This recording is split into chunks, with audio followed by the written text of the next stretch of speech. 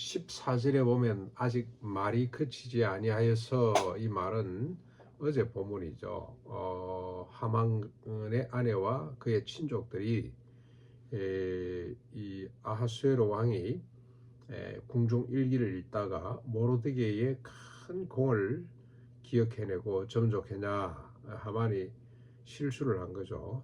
마치 자기를 높이려고 하는 것처럼 해서 그 사람을 왕의 수레에 태우고 한 바퀴 돌아라. 그 고삐를 가져 그 다음 사람이 메고 한 바퀴 돌았으면 좋겠다. 그랬더니 왕이 그래, 모르드게를 수레에 태우고 네가 한 바퀴 돌아라 이 된 겁니다. 모르드게를 죽이려고 장대를 50규빗이나 되는 장대를 자기 마당에 세웠는데 오히려 모르드게가 더 높아지는 이런 일이 벌어졌습니다. 그래서 기분이 상해서 돌아와서 가족들한테 이야기를 했더니 그 가족들이 한 말이죠. 당신 절대 모르드게를 이기지 못한다. 당신에게 화가 미칠 것이다. 이 말을 들은 이 하만이 불안에 사로잡히게 됩니다. 네. 그런데 왕궁으로부터 내시가 와서 하만을 데리고 빨리 갑니다. 왜냐하면 에스더가 잔치에 초대를 했기 때문에. 이렇게 왕과 하만이 함께 왕후 에스더 잔치의 둘째 날이죠. 둘째 날 잔치에 참여하게 됩니다. 그래서 기분이 근황해진 왕이 다시 또 묻습니다. 에스더에게 무슨 소청이 있느냐, 내가 나라 절반이라도 주겠다 그랬더니 드디어 에스더가 이야기를 합니다. 왕이여, 나와 내 민족이 팔려서 죽임당하고 도륙당하고 진멸당할 위기에 놓였습니다. 내가 노비로 팔렸더라면 제가 잠잠했을 겁니다. 제가 억울한 누명을 쓰고 노비로 팔린데도 잠잠했을 겁니다. 그래도 대적이 왕의 손해를 보충하지 못했을 것입니다. 그렇게 해도 큰 손해를 끼친다 할지라도 내가 잠잠하겠습니다만은, 그러나 우리 민족이 진멸될 판입니다. 나뿐만 아니라. 그랬더니 아하수에로 왕이 에스더에게 말합니다. 감히 이런 일을 꾸민 자가, 심중에 품은 자가 누구냐, 그가 어딨냐 하니 왕후 에스더가 드디어 하만을 지적합니다. 하만이니이다. 그랬더니 왕이 노하여 일어나서 잔치 자리를 박차고 나갔습니다. 그랬더니 하만이 자신이 죽을 줄을 알고 그냥 에스더에게 생명을 구합니다. 살리만 달라고. 그러고 있다가 이후에 나갔던 왕이 다시 잔치 자리에 돌아와 보니 하만이 에스더 의자에 엎드려져 있더라. 근데 살려달라고, 제발 목숨만 살려달라고 싹싹 빌고 있는 장면이겠죠. 근데 왕이 오해를 합니다. 이 녀석 보거라, 이놈 보거라, 왕궁 내 앞에서 내 아내를 강간하려고 하는구나 하고 고함을 질렀더니 사람들이 하만의 얼굴을 감쌌습니다. 두근으로 뒤집어 씌우고 체포를 한 거죠. 이제는 뭐 죽어야 되죠. 두근으로 얼굴을 감싸게 됐습니다. 그러자 옆에 있던 내시 중 한 사람이 하르보나라는 이름을 밝혔습니다. 참 재밌습니다. 그렇죠? 일에 같이 협력하는 내시가 왕에게, 왕이여, 저 하만이 자기 집에다가 모르드게를 달려고 장대를 지금 세웠습니다. 그랬더니 왕이 그 자리에 이 하만을 달아라. 모르드게가 달리고 모르드게를 달려고 했던 나무에 하만이 달리는 것을 보고 드디어 왕의 노가 수그러지게 됩니다. 이게 오늘 본문의 내용입니다. 역사의 한 팩트입니다. 그렇죠? 이게 인간입니다. 인간. 그리고 하나님의 백성들, 인간들 속에 살아가는 하나님의 백성들의 모습이기도 합니다. 하나님은 어떤 분입니까? 자신의 언약을 이루기 위해서 자신의 백성들을 보존하시는 분이죠.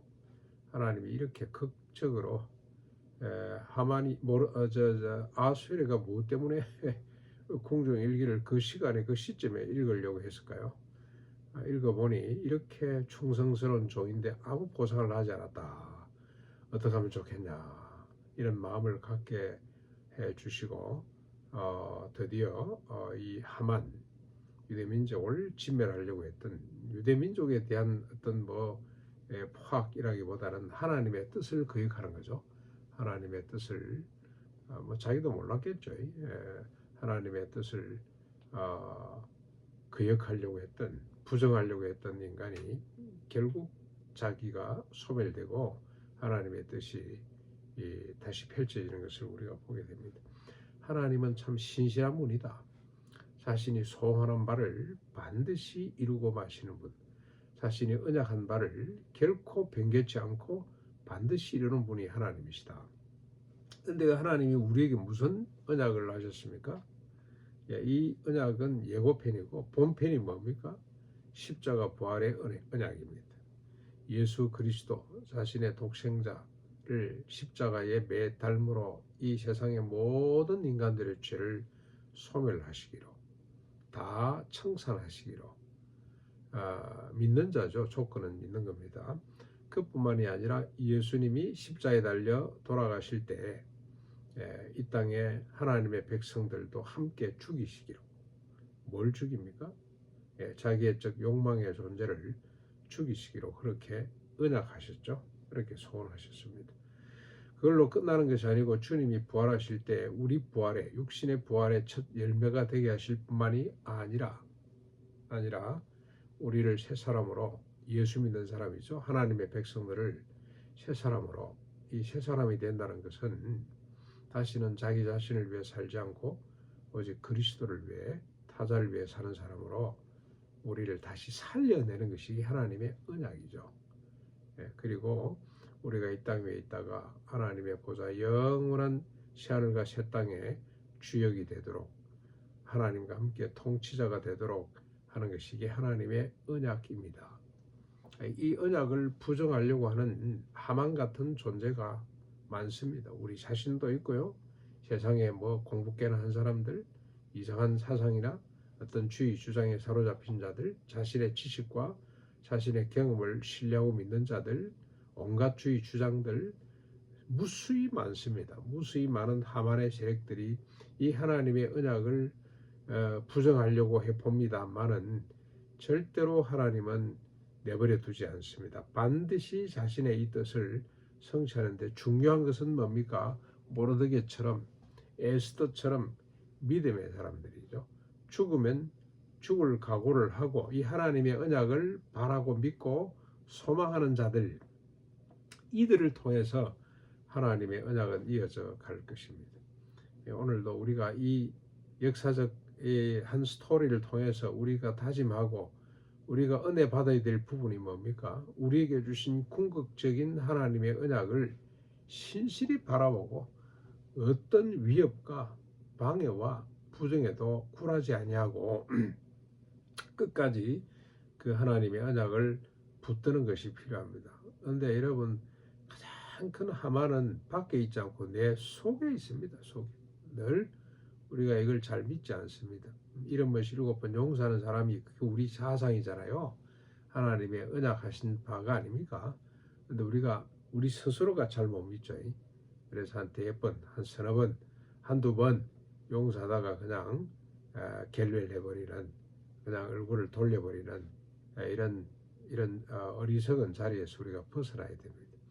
끝까지 하나님 말씀을 신뢰하고 오늘도 그 말씀 바라보고 죽기를 각오하고, 우리 예수 믿는 사람들에게는 죽는 것이나 사는 것이 매일 일반이죠. 오히려 죽음을 통해서 우리 생명이 이어져 간다는 사실을 우리가 망가하지 않고 오늘도 믿음의 길, 모르드게, 에스더가 갔던 그 길 당당히 걸어갈 수 있기를 주님의 이름으로 축원합니다.